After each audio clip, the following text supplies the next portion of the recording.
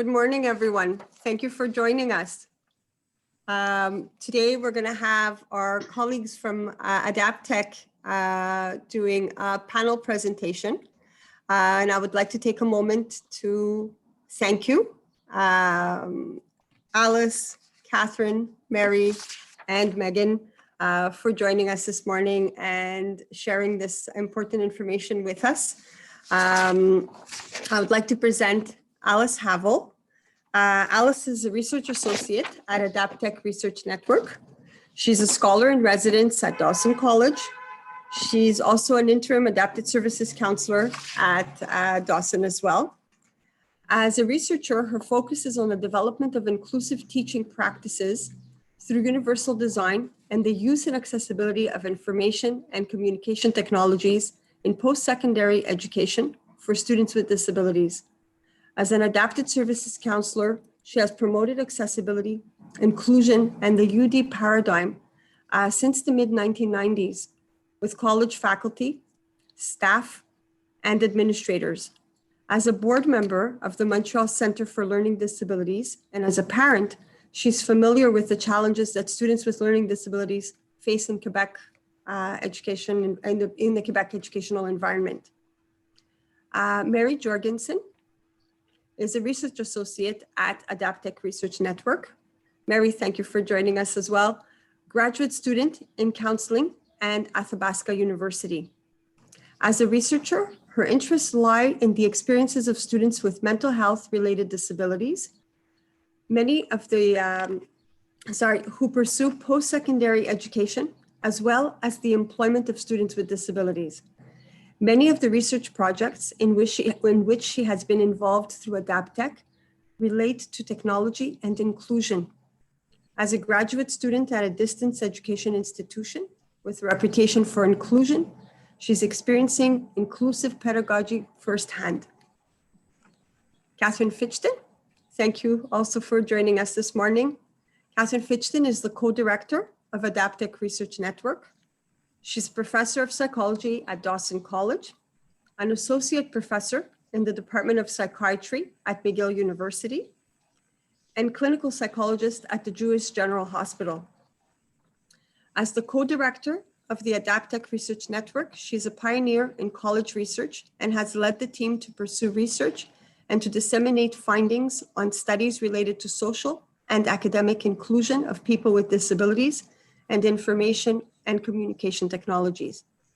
As a college professor, she has responded to the diverse needs of all her students, not only those with diagnosed disabilities, in creative ways that she shares with her teaching colleagues. She was one of the 5 organizers of the EdICT International Network Disabled Students, ICT, Post-Compulsory Education and Employment in Research of New Solutions. We also welcome Maegan Harvison. Thank you for joining us. Maegan is studying in an honors degree in psychology at Concordia University as of fall 2018. She has been involved in organizing an international research conference on disability, has participated in recruiting, interviewing, and note-taking of focus groups, as well as the gathering and coding of qualitative data. She offers a rich student perspective, while providing exemplary research assistant skills. She is interested in further using these skills to better inform pedagogical practices and research. Alice, I pass along the discussion to you. Great, and I pass it along to Catherine, who's our co-director in Adaptech and will be doing the first part of the session. Catherine? Thank you, Alice. So the title, as you can see, of our presentation is Everything You Wanted to Know About Research on ICT and Inclusive Pedagogy, but didn't know whom to ask. I am, of course, Catherine Fichten, and my colleagues, Alice, Mary, and Maegan have already been introduced and I think pinned to the Zoom. We are from the Adaptech Research Network and Dawson College. Next, please. So our agenda today is to overview the work of the Adaptech Research Network, Réseau de Recherche Adaptech. It's a bilingual group. We'll present research findings, we'll discuss the findings, and of course, look at the implications and conclusions. Next, please. So what is the Adaptech Research Network? We are a team of researchers, professionals, students, researchers. We conduct research on post-secondary students with a variety of disabilities. We, by the way, are celebrating our 25th year of doing research. So we're very pleased to join you in the celebration of 10th. May you continue for another 15. We focus on information and computer technologies of all ilk. We look at hardware, software, apps, mobile, PCs, Macs, you name it. And we're based at Dawson College. Next, please. Our research is primarily empirical. We do things in a bilingual way. We have international collaborations with 5 countries: Germany, US, UK, Israel, and that's it, 5. Our methods are primarily quantitative, but we also have qualitative and archival studies. Our research grants come from SSHRC, FRQSC, MEIS, and Entente Canada, Quebec. Next, please. So the benefits of applied research, why bother doing this stuff? Because our research is primarily applied. Well, you can see on your screen, it expands the knowledge base. We publish quite regularly in scientific journals.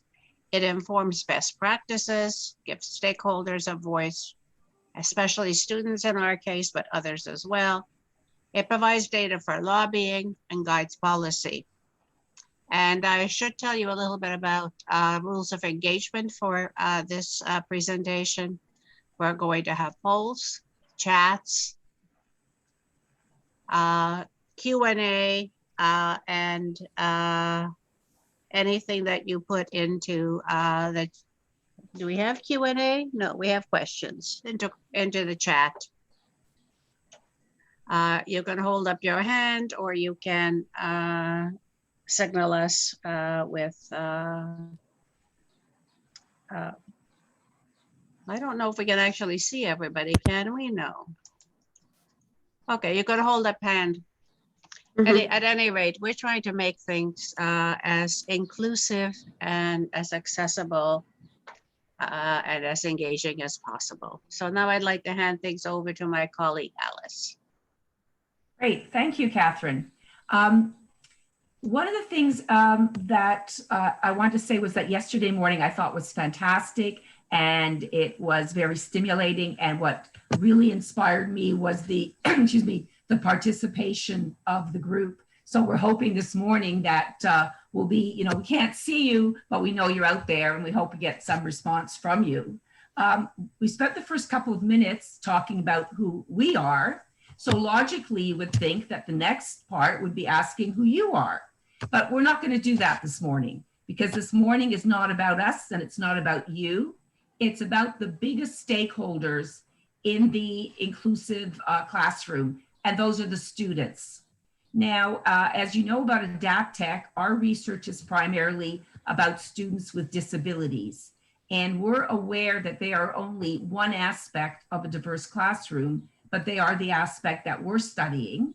And we'd like to start off by telling you a little bit about what we've learned about who these students are. Now, I'm a low-tech person, although I'm in an ICT research environment, but I'm going to click on the poll button, and we have a short poll we'd like you to take. So let's see what happens when I do that. Oh, okay. The good question is the poll does appear. Now, you'll notice that it's bilingual, so that it should be accessible to all of us. The key is not what the right answer is, but we're asking you what you think would be the profile of students with disabilities. So if you can just spend a couple of minutes, and I think some of you may have already started, but if you could go through the questions, there's 4 of them, and just to the best of your ability, from what you know, to respond to the questions. And then we will go through and we will look at the different responses and how that relates to what we know about those students. So if I'm okay, Effie or Paul, if people can start to answer the questions and then just, okay, they're ready to go? The poll is on. People should be able to answer that. Is it right? And while the attendees are answering the poll, may I ask all of the panelists to turn on the streamer mic, because it appears that I am the only one being caught by streamer, the AI translating machine. Okay, that's not good, eh? Well, could be better. So you just go back on Chrome, open the streamer window you activated, and turn on the mic. It's at the left bottom corner. Okay, I am on green. So am I, Paul. Can you hear me? I see I see it being transcribed now. Yes, you are, Effie. That's good. But I don't think I see myself. It appears not. Let's maybe turn it to red and turn it to green back again. Maegan, can you do a little test? Sure, yeah. Okay. I'm showing up, yeah. I don't have the ability to, I click on green and it's not changing, it's just sitting there. Hi, Alice. Oh, use the microphone. Okay, hang on. Yeah, you have to use it. Allow. Okay, perfect, thank you. Yeah, there you are. Thank you very much. And that's given enough time, I would say, for the poll. So maybe. Okay. Very good, thank you. Now, am I right again in the participants can scroll through the poll as well as I can? Yes, that's Okay. the case, Alice. Yes. Okay, great, thank you. Okay, so the first question that we asked was, what percentage of post-secondary students do you think self-identify as having a disability? And the interesting part of this question is self-identify, because we didn't ask whether students had a diagnosis or whether they were registered, but just in and of themselves, do they feel they have a disability? And it's interesting that about 10% of the people thought, about 38% of the participants, or just over a third, thought it was 10%. And again, a third of the participants thought it was 20%. And in fact, it's 17%. So that what that really means is that if you are a teacher and you are sitting in a class of 40 students, that in that class, anywhere from 7 to 8% of your students may self-identify as having a disability. So that's a pretty large chunk of the classroom. We then went on and asked, what was the most frequently reported disability? And we were asking about what are the more common disabilities that we're aware of in terms of learning disabilities, attention deficit disorder, mental health, and sensory. And if we had asked this question before the pandemic, then certainly it would have been students with learning disabilities. The audience, you felt that it could be as that ADHD could in fact be the most prevalent disability. That is not the case. The winner is mental health disabilities, where we found that there's been a change. And in the past, it used to be learning disabilities. And very often those go hand in hand with ADHD, but clearly it's now mental health.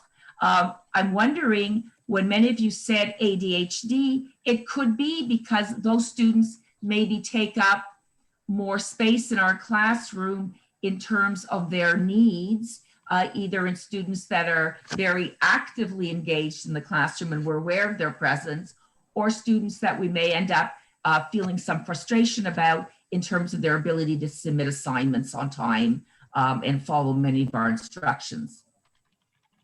When we asked about what portion of students reported having more than one disability, about half of you felt that 25% of students have what we call comorbidity, where they have more than one disability.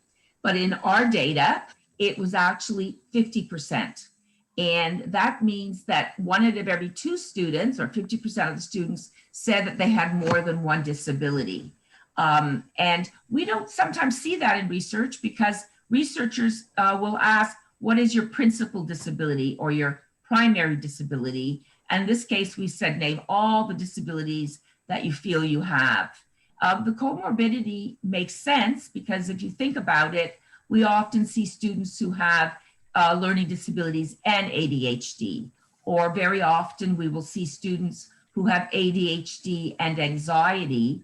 And in fact, even psychologists find it difficult sometimes to differentiate if the principal concerns have to do with the anxiety of the student or their ADHD. Many students with learning disabilities express having a depression, and we don't know if that is a result of many years of challenges and frustration at school, or if it's something that biochemically just goes with the package. But we do know that when we're looking at students, we have to consider not just one disability, but how these disabilities interact. And if I have to say, the most important message I have today comes with our next question, where we ask, what portion of students with disabilities do you think register with accessibility services? And if you look at it, what you are saying is that you think that only 10%, or many people felt that only 10% of students actually identified with the service. And the good news is, actually, if we want to look at it that way, is that in our research, we found that about 30% of the students were registered with accessibility services. And again, your question might be, why does this even matter? And if we think of students' needs being met through accommodations and through teachers being aware that students with disabilities are in their classroom, through notification from accessibility services, then it would be very important that as many students as possible have identified, but we know this is not the case. And so if we think about today and the inclusive classroom, and we have those 7 or 8 students in your class of 40 with a disability, only 2 or 3 of them will be with the Accessibility Center. So it's very important that we keep those in mind. Okay, if we want to stop sharing these results, will this bring me back to the PowerPoint? Okay, how do I get back into the PowerPoint, please? You can cross out of the poll. If you... Okay, thank you. Okay, so there should be another slide before this one, I think, Mary, no? Yeah, okay. I just wanted to give you one more piece of research information before we look at implications. And we did a study way back when, I think in around 2012, and it was over 3 CEGEPs, 2 Francophone CEGEPs and 1 English CEGEP. And we looked at various groups of students, and we looked at their reading abilities. And we looked at good readers, poor readers, very poor readers, and students who were diagnosed with having a learning disability. And what we eventually did is we gave those students a reading test online. And we scored the reading test. And what we did is we looked at student scores when they were 10 minutes into the reading test. And then we extended it and we gave them 10 more minutes, and we looked at their scores at the 20-minute mark. And if you look at the blue line here, that is the line for students with learning disabilities who did the test.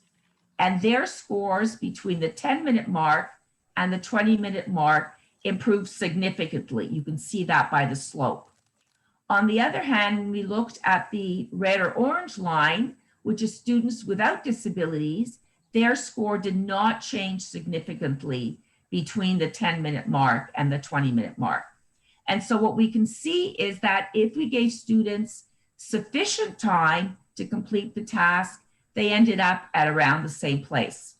And obviously what the importance of this is, again, if we relate it to inclusive pedagogy, if we don't give students enough time to complete a task, and if that task requires reading, which many classroom tasks do, then we are not allowing sufficient time for students with learning disabilities, or in fact, probably also those poor readers, to finish the task. And so what we're saying is that giving students sufficient time levels the playing field. And if we think about it this morning, if we had rushed the poll, some of you may not have been able to respond. Okay, if we go on to the slide that we were at before, Mary, great. Research is great in and of itself. And I didn't start off as a researcher. And the part of research which has always fascinated me has to do with, great, we have all this data, but what does it mean to us? How can we use it? And the first data we talked about was that many students do not register with the disability services. And we talked yesterday about how we change the paradigm and how do we move to universal design. And that in order to do this, that we really do need to get our administrators on board and legislators on board. And often the figures that people look at is when they say what percentage of students in a college have disabilities, they look at the figures from the accessibility services. And in fact, they need to be looking not at those figures, but the figures of actually when we ask students to self-declare. Also, we need to look at what does it mean that students have more than one disability, and that we often ask them to identify their primary disability. Well, one, again, it gives us a very false picture of who's out there and who's in our classrooms, but also the need to accommodate or to address all their disabilities, not just their primary one.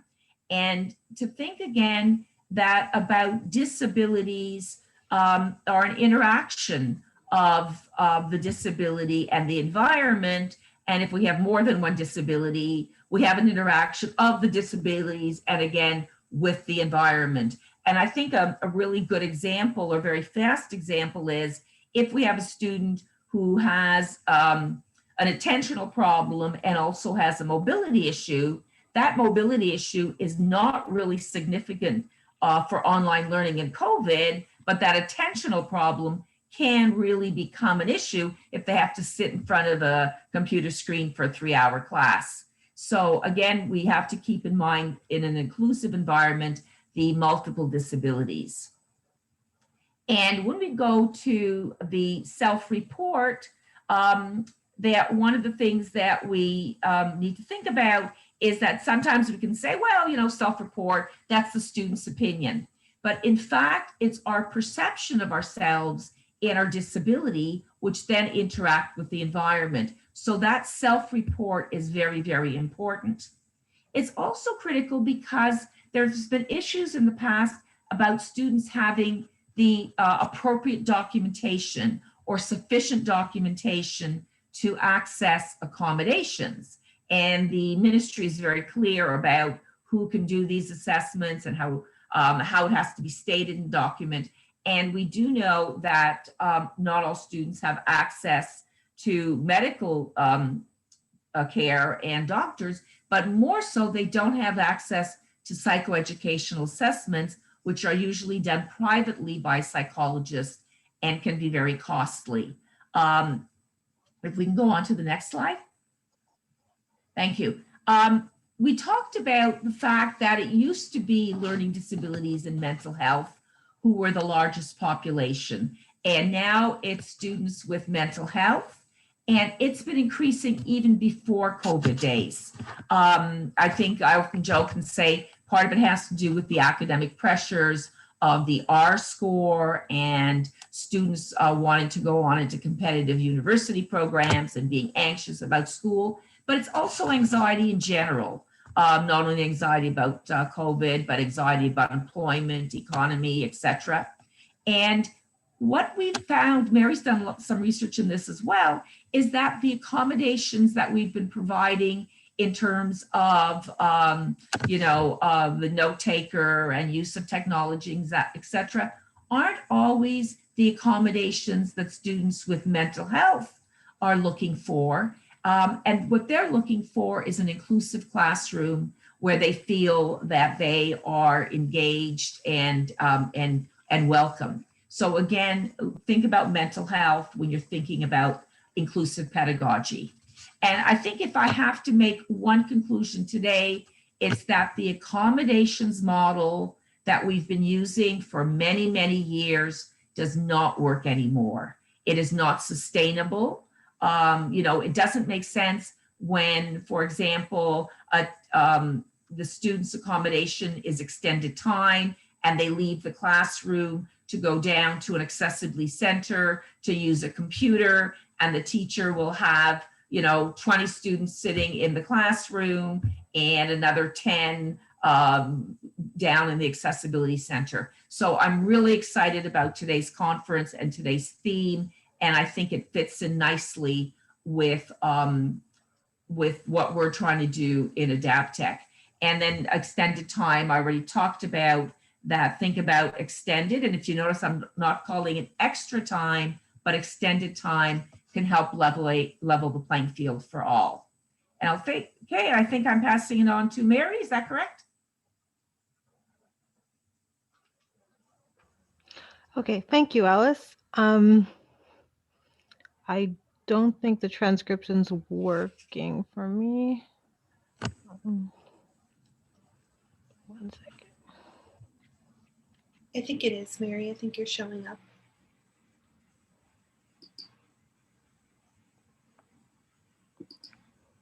Yeah, all looks fine in the streamer. Maybe it's just a junction between Zoom and streamer that takes a little while to activate. Okay.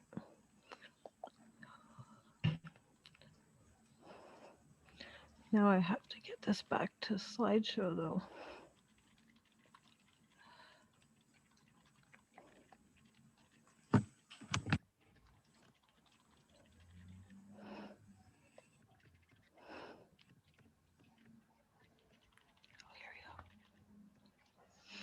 Sorry. There we go. So thank you, Alice. The next slide the study we did, as Catherine indicated in her section, we do a lot of research on technology, and one of our main stakeholders is students. So this study was based on 311 students who completed a survey. Most of the students were female. It was about a 60% to 40% ratio of females to males. And most were in a pre-university program. And our main question was, this was one question out of a much larger questionnaire, but with the most interesting findings, was we asked them, do they like courses where their teachers allow them to use personal technology in class, which is the blue bar that you see on the graph, and whether their teachers allow them to use personal technology in class, which is the red bar on the graph. And as you can see, there's somewhat of an agreement in the disagree columns, but where we saw the strongest finding and the biggest gap was when it came to strongly agree, where 40% of students said they like courses where they're allowed to use personal technology in class, and only 6% said that their teacher allows them to use personal technology in class. So there's clearly a gap where the students have a desire and like courses, and they feel like they're not being given that right by some of their teachers to use a technology that they think would help them in their courses. So there's still a gap between what the students want or feel they need and what they're being allowed to do. Then we asked the students what technologies they felt worked well. I don't think any of what's listed on the slide is a surprise to anybody. However, it is how they are used that made them work well, not the name of not the technology itself. So presentation software is used by most teachers, but it only worked well, for example, when an image had a description below it, when a slide with a question also provided an answer, when slides did not have too much information, had just the right amount of information. So there was specific criteria for when it worked well for students. Notes posted online, again, they had the same caveats. Students preferred if the notes were posted before class. So they had something to work with to follow along during class. However, if this was not the case, they preferred to have the notes posted after class rather than have the notes not posted at all. So they preferred to have something, but before class was the ideal. Videos, I specifically remember the quote, "I don't want any black and white videos and I don't want any old biographies." So they want modern 5-minute YouTube videos that are quick, that they can keep their attention on. For grades posted online, very simple. They said they want it done in a timely manner. Now, what that means for each student obviously will differ. Some students' timely manner will be a couple days, some will be a week. So that one's a bit up for each person's self-evaluation as to what that means. So what didn't work well? Again, it's how it's used. So presentation software does appear on both slides, because when presentation software is used and slides are overpacked with information and students feel they have to read the slide and try to follow along with the teacher and they can't focus on both, that doesn't work for them. When a slide only has an image and they have to decipher what this means, that does not work for them. When a slide has too little information that it doesn't make sense, that does not work for them. So it's how the teacher is using it. The teacher's use and knowledge of technology. The students had a very simple message. You know, if they wanted the teacher using what they were familiar with. So if a teacher was not familiar with polling, for example, or not familiar with a fancy 3D software, they did not want this to be the first attempt to be necessarily during that course and for it to take too long to figure out how to do and take 30 minutes of the class. Online communication, students had a very clear message here. My private life is my private life. My Facebook, my Twitter is my life. I don't want my teacher there. So communicate with me by my email, by Mio, but do not talk to me in my Facebook or my Twitter. The performance of technology at school, very simple. When technology did not work, this was sometimes out of the teacher, most of the time out of the teacher's control. It could be a projector stopped working, a teacher's login didn't work, a program didn't work, it was not compatible with a computer. This was out of the teacher's control and the student's control at times. So the implications here, this was one of the first studies where the differences between was not significant. So a student using technology was a student using technology. They had the same needs, they found the same things helpful, so there was really no difference.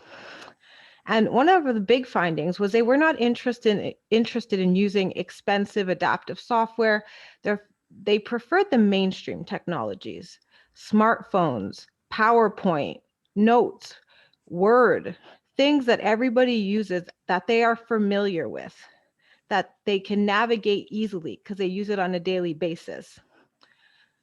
And therefore, since everybody was using this and they were familiar with it, it was no longer an accommodation because everyone had it at home. And what was beneficial here is that students with disabilities did not stand out as different. Every student was the same. And one of the key messages that they had for what stood out for faculty was they did not have to be experts, because all students were saying was, if you're going to use something, use it well. For example, for PowerPoint, if you're going to use it, put the right amount of information on the slide so it's easy to follow in class. And one of the also big takeaways was only use technology if it has a purpose. Don't use it to show us that you're up and with the new technology and in the new age, but use it if it has an academic purpose and furthers your lesson plan. And I think I will hand things over to my colleague, Megan. Good morning, everyone. As mentioned earlier, I'm a student working as a research assistant with Adaptech, and this is my first ever conference presentation. So I really appreciate your interaction, participation in the chat, or by raising your hand. So the next study we're going to talk about is on the use of mobile technology in class.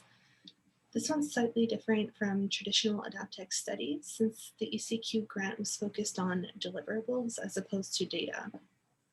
So this project actually originated from previous research, notably a project we did with funding from FRQSC, where we found out that students really wanted their teachers to allow them to use their mobile technologies in the classroom, as Mary said earlier. Regrettably though, at that time, we didn't ask what they wanted to use their technologies for. So this is what prompted us to conduct our SO51 project, where we organized 4 focus groups composed of students with and without disabilities, teachers, and professionals. In these focus groups, we asked them about how these technologies were being used, both for on-task, off-task purposes and inside, outside the classroom. First, we heard from our focus group participants about how teachers were incorporating mobile technologies into their activities in various ways. So they would use them for polling or online quizzes in the classroom, as I'm sure most of you have encountered. They've also been used to facilitate group work inside and outside the classroom. For example, teachers can ask students to submit media recorded on their smartphones, such as audio recordings or videos. This can include interviews, for example, like in a journalism or history class, or videos of lab procedures in nursing or engineering programs. Similarly, mobile technologies can also be incorporated in classroom activities.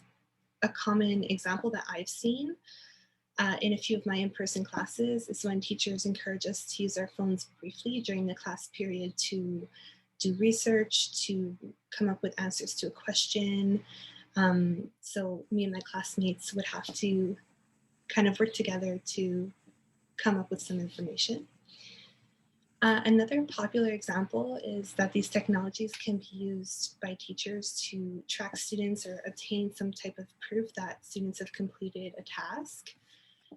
So, for example, in gym classes, this is popular. Teachers can ask their students to record their walking route on an app with GPS tracking to see like duration, intensity, distance traveled.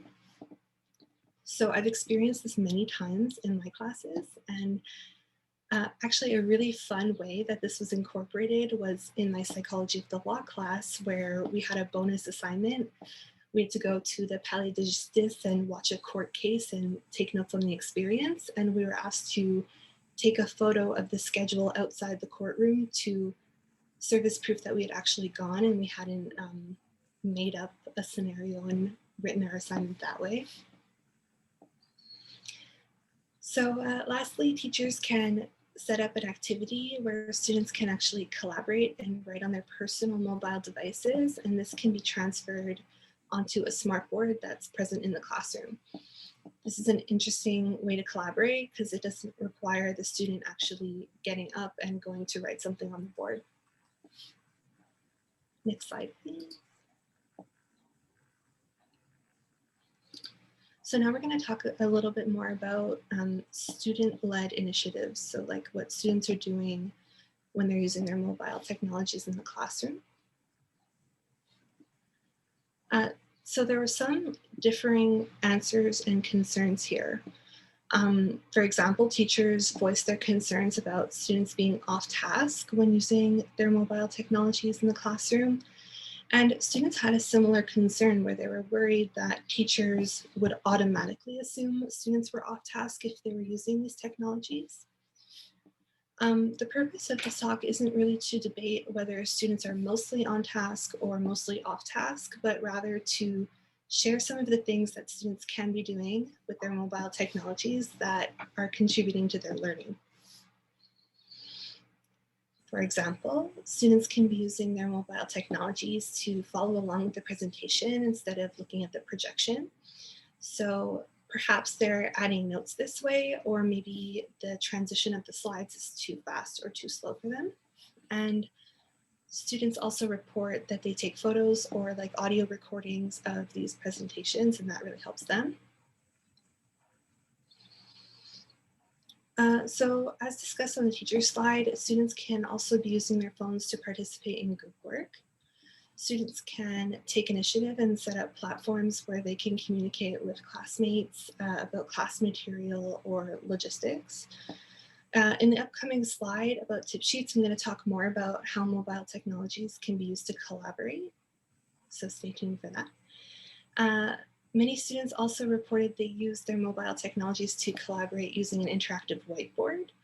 To distinguish from the previous slide, this involves efforts taken by the student where they actually use their mobile technologies to connect with smartboards or other interactive whiteboards to write down notes or ideas. So a benefit to this is that they're less likely to miss out on information presented by the teacher if many students are contributing to one whiteboard. Next slide, please. Okay. So we acknowledge that students seem more at ease with using their mobile technologies in the classroom than teachers. And also, along with the research Mary presented earlier, saying students want teachers to implement the use of technology in a way that works well and adds value to the class. So taken together, these can make it daunting for some teachers who are unsure how to use mobile technologies productively. Since ECQ wanted deliverables, members of the Adaptech team decided to get to work on making tip sheets that could be easily accessed by teachers or anyone who wanted to learn a new skill or was simply curious. These tip sheets are currently on the Adaptech website, and they're available in an accessible Word format if anyone would like to see them. They can be really helpful because they also address many of the accessibility concerns that come along with planning these types of activities. I'll spare you the reading of each title, but I would like to describe one of them to you. The one titled Using Students' Smartphones for Collaborative Work describes how to set up an activity where students collaborate to produce a presentation or written work. So some of the advantages mentioned in the document in the tip sheet are that students can do work virtually at any location or at any time. Teachers can monitor the progress of the students and provide feedback to the whole team at once. The document also describes platforms that foster collaboration and document sharing, such as Google Docs or OneDrive. So these platforms allow students to collaborate on the same document or serve as a folder where multiple documents can go.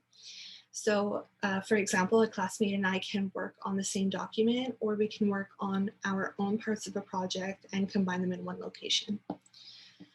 This is beneficial because we don't have to actually get together, and in the current environment, it can be super helpful to collaborate without actually having to be in the same room or even call each other if we didn't want to do that.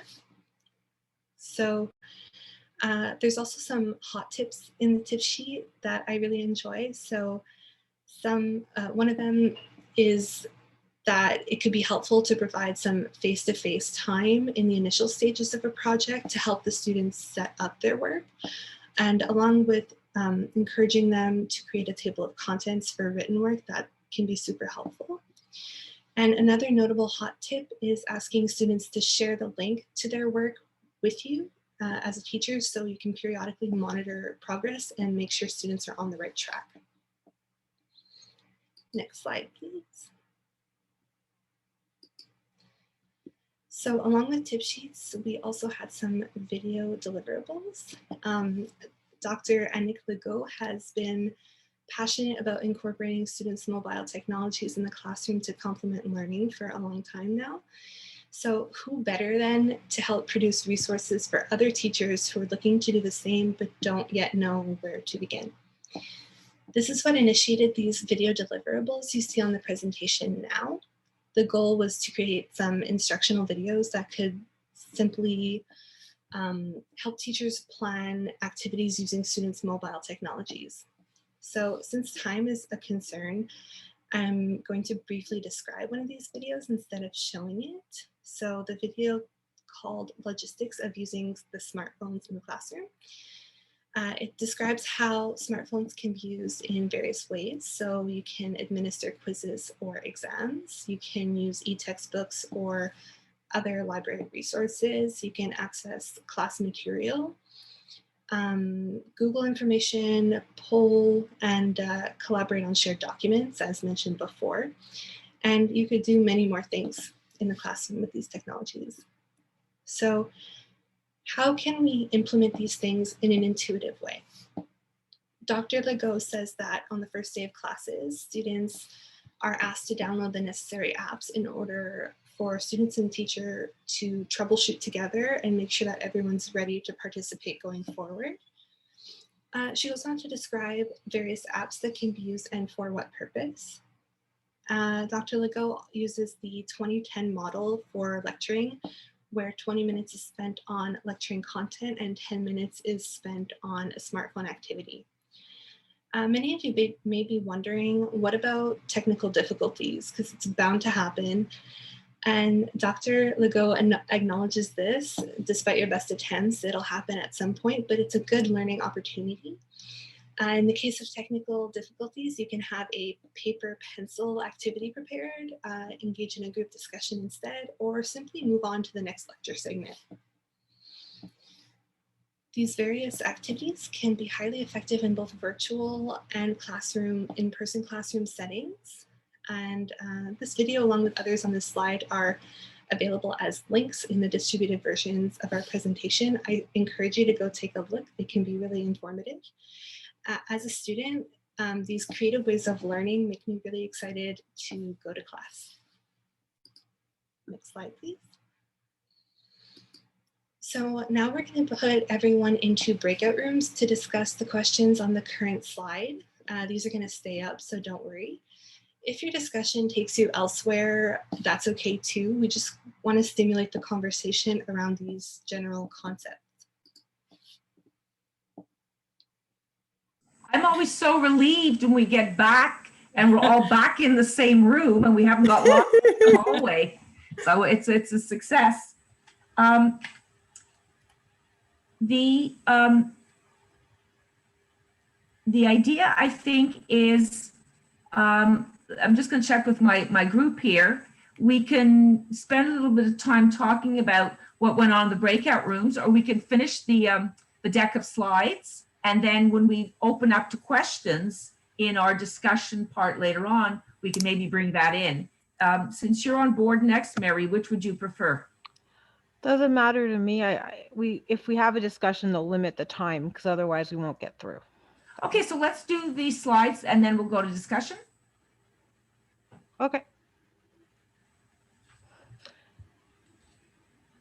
Okay. Okay.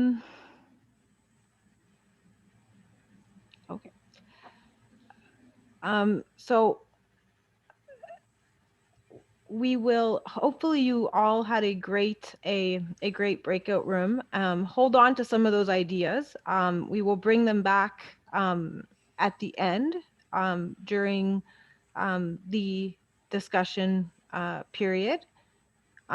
So if you have any really great ideas, just keep them as a note to yourself and they will be great at the end to stimulate some valuable discussion. Here were some of our implications from the study that Maegan just finished discussing that were specific to our findings, is that the smartphone is quite popular. Very simple reasons. It's very portable, easy to carry, and students found this beneficial mainly because they could use it to do work on transport. So on the bus, on the metro, on the train, if they lived at a distance, so they could start reading their textbooks, they could start dictating their essays. And it's always with them. So if they need to use it in class, the teacher can ask them to pull up for a poll, for example, and it's quite easy for them to pull it out of their pocket to use. It also is a gateway to multiple means of engagement, representation, and expression. So it helps them get involved in learning. Like Maegan mentioned earlier, this really motivates her to go to class and get involved, because it brings the students in multiple ways, and it's not just a straight lecture for 1 hour. It engages them in activities.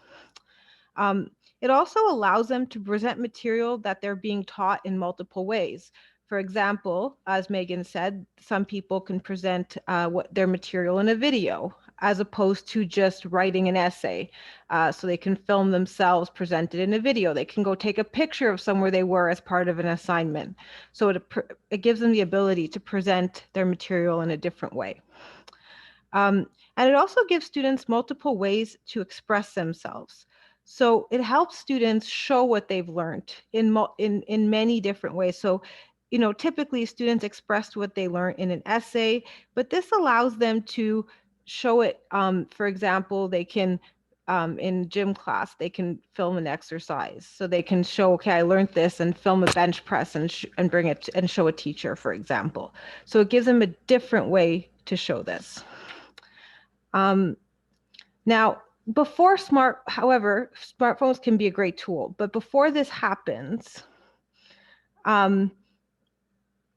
faculty do need to be supported in the use of smartphones as a pedagogical tool. How does this happen? It's not going to be, as faculty have told us, in 1 or 2 workshops offered at a given time that they might not be able to attend because often they might be grading and they can't go. Faculty seem to want explanations available to them when they need it. This could be at midnight, this could be at 11 p.m. at night. These consist of short and simple instructions. How could these be provided to faculty? Short YouTube videos, or videos like Dr. Anik Legault created. These videos could be paused, rewinded, just so that they can do it until they get it right. And we've all done this type of search before, a Google search on how to. Google brings us to a YouTube video, we pause it, we restart it until we get it right. Tip sheets, similar to what we've created, or just a set of instructions on how to click here, next, click there, and it could help guide through the process. Our next set of studies came directly as a result of world events. With the pandemic, we wanted to see if the students' use of technology would change as a result of the pandemic. So we decided to ask the students directly what technologies they were using during the pandemic. And the sample consisted of 163 students with disabilities and 74 without disabilities. To do this online survey, we used Lime Survey, which as far as I know, is one of the most accessible online survey tools. Some of the results we found was that most students, not surprisingly, mentioned Zoom because it was used for remote courses. One of the key things is it has captions, which are automatic. The problem with that is sometimes the whole key term here is craptions. They don't always capture everything properly and clearly. Similarly, Microsoft Teams was sometimes another option that other institutions used for remote classes. This offers transcription of the entire video, which you can get through Stream, and the students can view it. Google Docs facilitated group work, again, as my colleague Maegan mentioned. Throughout the pandemic, students could not meet in person, therefore they needed a way to collaborate on documents and work together. A benefit of Google Docs, it has a speech to text feature, which makes it accessible to diverse students. And office suites, they have always been useful to students, but without them being in the classroom and being able to write any exams by hand or any of those features, the office suites became particularly beneficial to students at a distance. And this includes Microsoft Word, all of the Microsoft suites, as well as some of the Google. Key findings, once again, the differences between students with and without disabilities. Most of the technologies worked well for both groups. However, so the differences were not as marked, but the problems. Zoom had problems. Zoom had problems for about 33% of students. But just to clarify here, we are not sure whether it was software problems with Zoom or connectivity problems with Zoom. So we don't know which of those two, we cannot be sure. Now, however, Microsoft Teams clearly had more problems for students with disabilities. We never looked into specifically why. This may be a good avenue for future research to see what the difference between the two platforms are. And overall, the students with disabilities did struggle a little bit more with technology in general. Now, we did also have COVID discussion questions. So in opening up the discussion question period, I will invite first maybe we can answer the COVID questions and then bring back the discussion forum points that were discussed. So the first question has to do with the impact of COVID-19 on the definition of inclusion and how COVID-19 has affected the definition of inclusive pedagogy. And with that, I give you guys a floor for your insightful comments.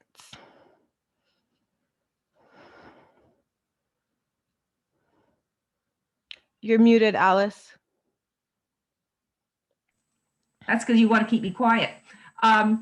If I can take the floor for 30 seconds, your question about the definition of inclusion, I was reading the chat.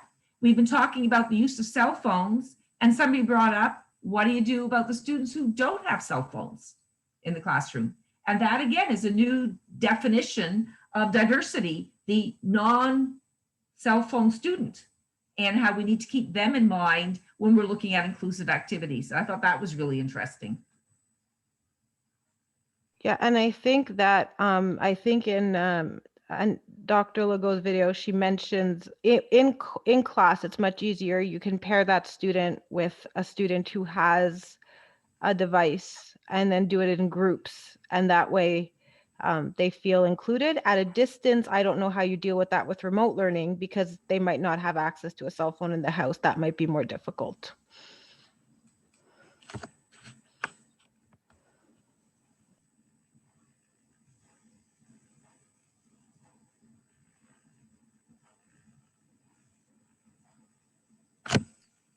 Yeah, I've personally experienced the use of Kahoot, where you can use your laptop or you could use your smartphone. So maybe planning some activities that can be accessed on many different technologies, like on the computer via a website or on the phone by an app. So that could help. I have a question. I'm not sure if I'm quite answering the discussion questions, but in both the fall and the winter semesters, I had two brilliant, and I mean really brilliant students. And the first one, she said she had just recently been diagnosed with schizophrenia. And my second student, he wasn't sure. He'd gone to see I think 8 different psychiatrists and nobody could agree. What would you do in a case where they do so well up until the end, but they just can't manage to handle, let's say, the summative or whatnot. But you know, they're like they definitely have the intellectual capacity to pass the course. I just want to know if you had any insight. Again, I'm sorry if it's not really regarding the discussion questions, but it's something that's been weighing on my heart, because there's these two in particular were extremely intelligent, but they just couldn't make it to the end, and both of them had failed the course that I was teaching at least, I think, 1 or 2 times, and they just really desperately wanted to pass. And as a teacher, I felt rather I don't know, I felt like I had my hands tied. I didn't know what else I could do to help them, because extra time was clearly not enough, or addition, you know what I mean, by extensions were not enough. And Can I answer that one? And then maybe my colleagues may want to jump in. You're right that it's not the theme of our session, but it's certainly the theme of the symposium, Inclusive Education and Inclusive Pedagogy. And I'm going back to yesterday's keynote speaker and some of the things that she left me with. And one of them is, what is the task that you're trying to measure of the skills, the competencies in the summative assessment? And you use the keyword handing it in. And I thought that is often a really big challenge for students. But I don't know your course, but one of my thoughts would be, is this something that could be done orally? You know, would you be able to measure these summative skills by giving the student some questions ahead of time and then having a discussion like we're having right now? Would that work? Because it's the handing in that I think often is the barrier to the assessment. Alice, in my case, it's RM. It would be the final research report. Okay. That, you know, again, I'm not quite sure that would work. Paul just put something here where he's bringing up the concept of the IT, which is the temporary incomplete, which allows you to extend beyond the semester.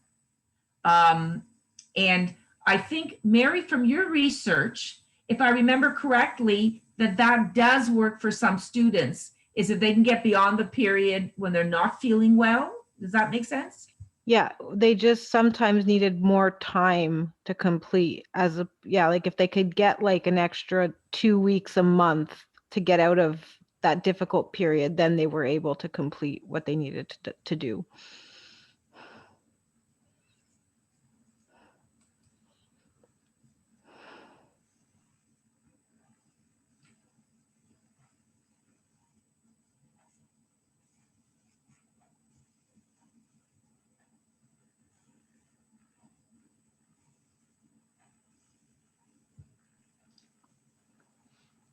Well, maybe I could just say that since I'm writing in that no one's speaking.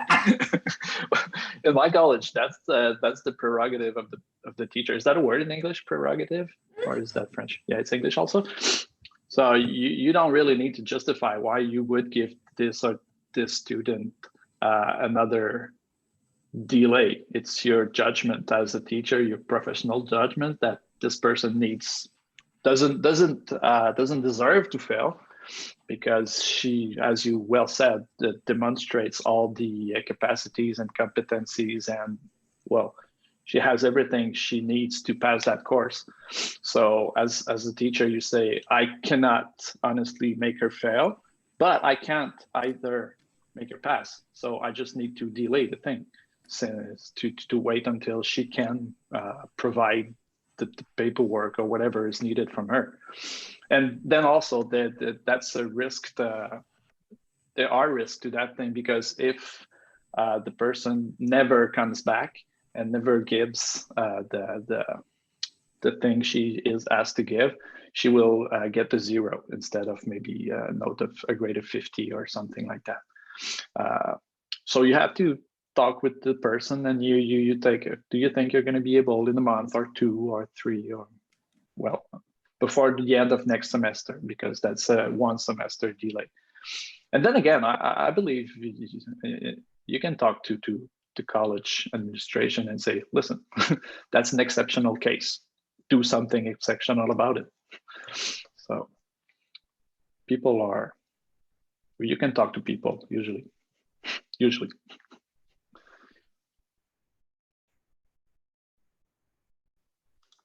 But I believe, if I can add, it's a really interesting question, because it's been there was a question about mental health in this presentation, which is a very important issue right now and ever, and it's unpredictable. You cannot predict that someone will have a breakdown or will not be able to finish his or her session. So the procedures have to adapt to that. Also, our teaching and the environment we create around people, because there will be more and more of those. So we have to think ahead and have procedures and ways to deal with that. If I may add to what Paul is saying, I think also if a student is given a temporary incomplete, it would be great to have that communication, as you were saying, Paul, to communicate with the student, determine what is feasible, but also provide them with some scaffolding so that it doesn't seem like an enormous task to do, that we know in the end, yes, it will be these 10 pages, but how do I go about beginning and getting the work done? So sometimes having your assistance and breaking it down into smaller increments could also make a real big difference and allow them to get to the ultimate goal.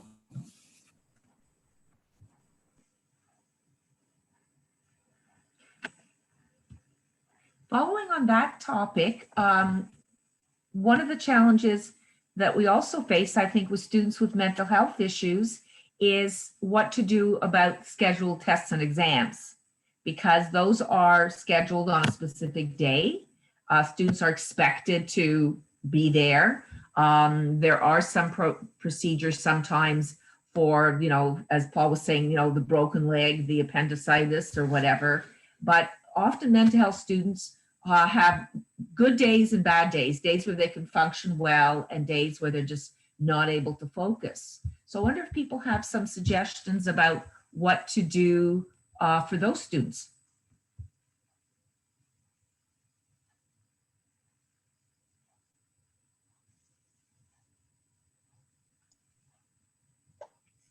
In my course, I got fed up with the dog ate my homework. The bridge had a crash on it. I couldn't wake up.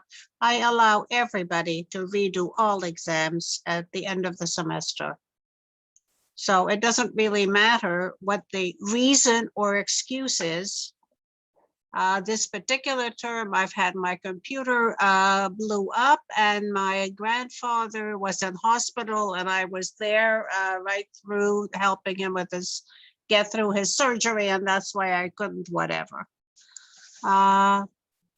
So between that and the one who just forgot about exams, all of them, they can just redo them at the end if they like. So that's been my solution. Do you let them redo it only if they weren't able to complete the exam, or if they did poorly on the exam? Supposing they got a grade of, I don't know, 35, would you allow them to redo it? I allow everybody to redo it. Some of them are trying to clear up a flunk. Some of them are trying to go from an 85 to a 90, all of them. I allow everybody to redo everything. My feeling about exams is I don't care when they know it, as long as by the time the thing is over that they do know it. So I let them do it, all of them. And I give them a choice. No, it's not a choice. They can do both. Some of them really hate multiple choice. It's a minority, but they don't do well on it and they hate it. They do well on written answers. So I always have both a multiple choice and a short answer version. And whatever, they take the better of the 2 marks. And I do that at the end of the term too. It means a lot of different exams and a lot of grading, but for me, it's kind of worth it.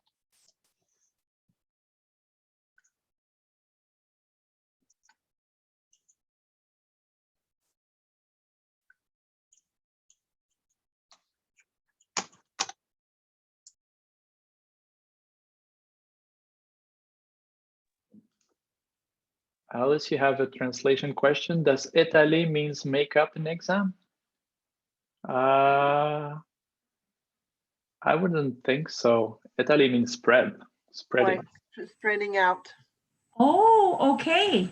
So, because that comment I thought was really important, but I didn't know what it meant. You're saying that within your college, one of the ways they address things is by making sure that within a program, you don't have all the exams.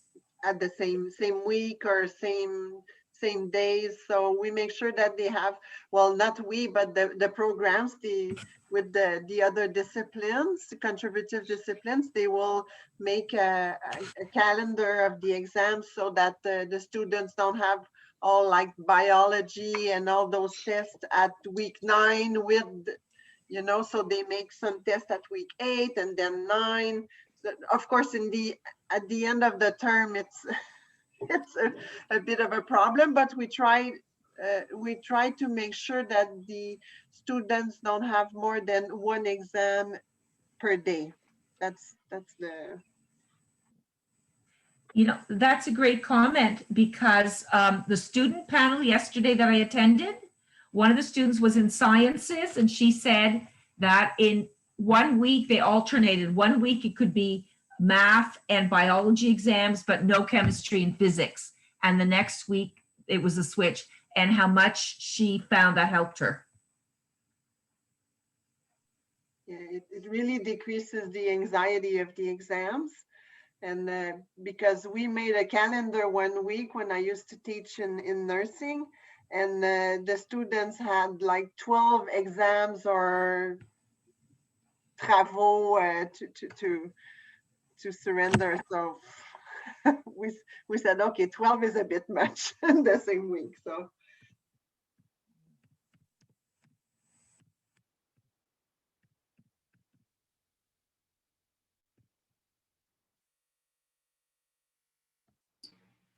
Yeah, as a student, it happens a lot where things overlap, and oh yeah, okay, and it happens a lot, and not always can anything be done about it. So I think it's a really great suggestion.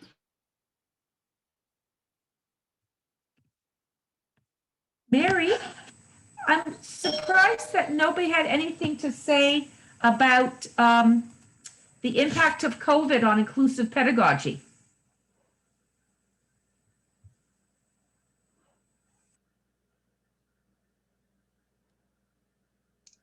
I think we're being bid adieu by the team. So I'm not sure we're going to have that much time for that issue. Oh, you're right. It is 10:30. Yeah. Do you want to just go over the last slide to tell people where they can find Adaptech, Catherine? Yeah, I can. It has to be Mary. I can't flip. Yeah, yeah.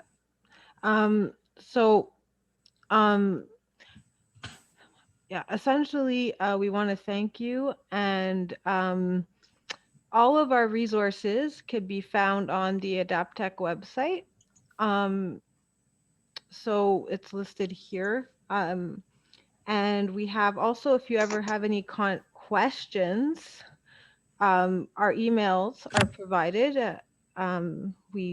Information questions about studies, data, most of us can answer those questions if you have any questions. And if those tip sheets are also, although they're hyperlinked, but they're also, the tip sheets are on the Adaptech website, as well as the videos that Maegan presented in her study. That's where those are available, but they're hyperlinked in the distributed version. All of the annotated studies throughout the presentation are provided in the reference section. So if you would like to go and find these studies on our website, they are available. If you want to read more detail about each study, they are listed in the reference section So you can read entire articles or reports about each study if you are interested further in each study. Perfect. I also want to welcome everyone. If anyone wishes to continue the conversation and be able to reconnect, we can also meet again at the lobby. And I know yesterday we had a hard time sort of being able to create little breakout rooms within the lobby, but we were still able to meet. So Pauline was going to look into that to see if we could create little groups within the lobby. But if you wish to continue and you want to meet more with Mary, Catherine, Alice, and Megan, you can join them in the lobby and continue the conversation as well and ask more questions. Thank you, Effie. I can confirm you that the problem is corrected, so Wonderful.